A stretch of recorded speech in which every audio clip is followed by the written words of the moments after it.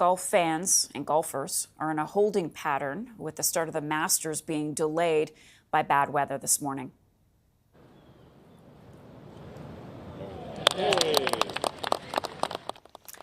All right, just to hold you over until tee-off, which is expected to be 10:30 Eastern Time, here's a little bit of action from Wednesday's par 3 contest. It was Family Day.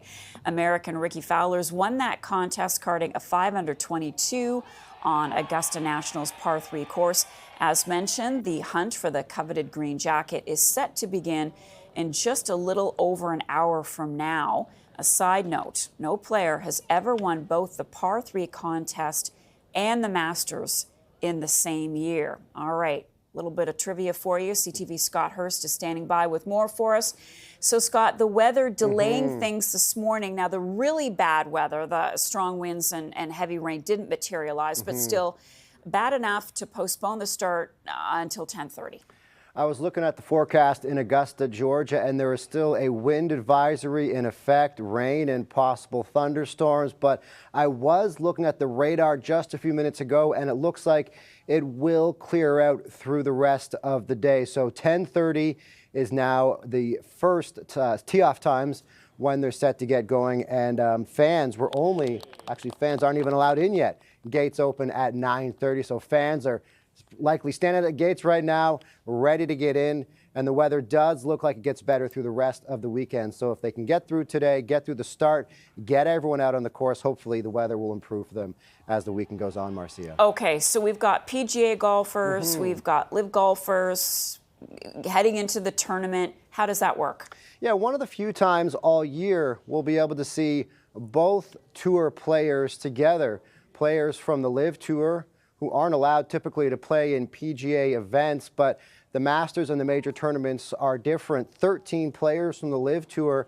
able to qualify mostly through exemptions from winning previous tournaments, most notably the Masters. You get a lifetime exemption if you win, and also winning some other recent major tournaments. So that's how they're able to compete during some events, which is not what fans will see for most of the year, as these players are in rival tours. And it's been quite a rocky relationship over the last couple of years between the two rival tours, where it's pitted players against each other, pitted the tours against each other.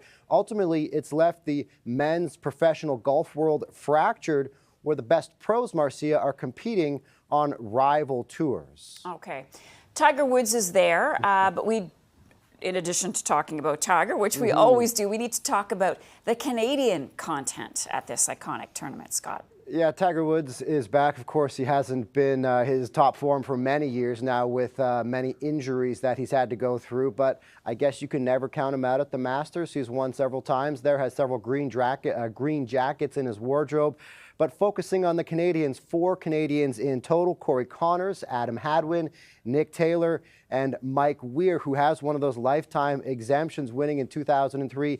The only Canadian to win a green jacket, the only Canadian to win a golf major tour. However, those other 3 Canadians we talked about have been doing some winning recently over the last couple of years, most notably Nick Taylor winning the Canadian Open just last year in dramatic fashion. So high hopes for some Canadians that we can finally get another green jacket north of the border, Marcia. Scott Hurst. Scott, thanks so much. We'll talk to you later this morning. Thank you.